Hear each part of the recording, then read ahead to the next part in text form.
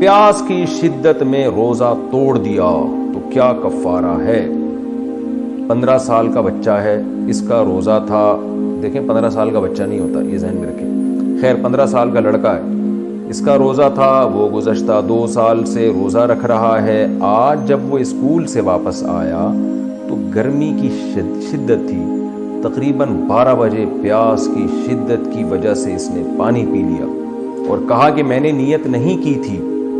اور اس کو روزہ توڑنے کے گناہ کا بھی علم نہیں تھا کہ اس کو 60 روزے رکھنے ہوں گے۔ اس کے بارے میں کیا حکم ہے؟ تنویر خان انڈیا سے دیکھیں، رمضان کا روزہ اگر کوئی توڑ دے تو 60 لگاتار اس کو روزے رکھنے پڑتے ہیں، چاہے پیاس کی شدت کی وجہ سے یا بھوک کی شدت کی وجہ سے۔ ہاں، بیمار ہونے کا خطرہ ہو پھر توڑ دیا تو کفارہ نہیں ہے، لیکن شدت تو روزے کا ایک لازمی جزو ہے، کسی کو روزہ کم لگتا ہے، کسی کو زیادہ لگتا ہے۔ تو اگر کسی نے رمضان کا روزہ رکھا اور توڑ دیا تو 60 روزے رکھنے پڑیں گے اور کنٹینیو، اور پھر ایک قضا بھی الگ سے رکھنی پڑے گی۔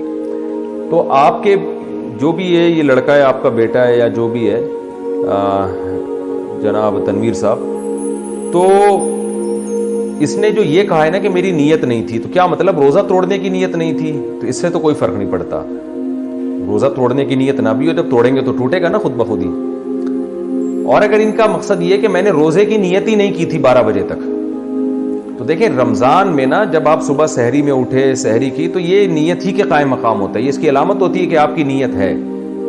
تو اگر رمضان میں کوئی پراپر یہ نیت کرتا ہے نا کہ میری نیت نہیں ہے، تو پھر تو یہ سمجھا جائے گا کہ روزہ نہیں ہے، ورنہ تو روزے کی نیت تو ہوتی ہے مسلمانوں کی، صبح اٹھنا اس کی علامت ہے کہ روزہ تھا اس کا۔ تو اگر واقعی اس نے نیت نہیں کی تھی، یعنی اس کا ارادہ تھا کہ آج میرا روزہ نہیں ہے، اور کنفیوز تھا کہ میں آج روزہ رکھوں یا نہیں رکھوں، 12 بجے اس کو خیال ہوا کہ نہیں رکھتا آج میں،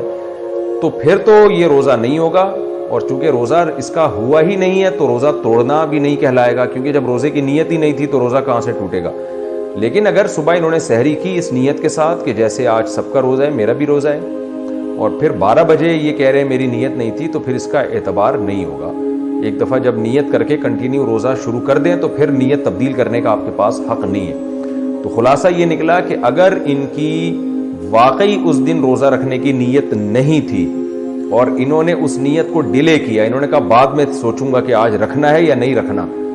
تو پھر تو روزہ جو انہوں نے توڑا ہے تو یہ توڑنا کہلائے گا ہی نہیں، کیونکہ روزہ ابھی انہوں نے نیت ہی نہیں کی تھی، تو شروع ہی نہیں ہوا تو ٹوٹا کہاں سے، تو پھر تو کفارہ نہیں ہے۔ ہاں، رمضان کا روزہ چھوڑنے کا کبیرہ گناہ بہرحال ہوگا کہ روزہ رکھا کیوں نہیں انہوں نے، لیکن اگر یہ پراپر نیت صبح ہوتی ہے جیسے عام طور پر، اسی طرح یہ نارملی نیت ان کی بھی تھی اور روزہ رکھ لیا تھا،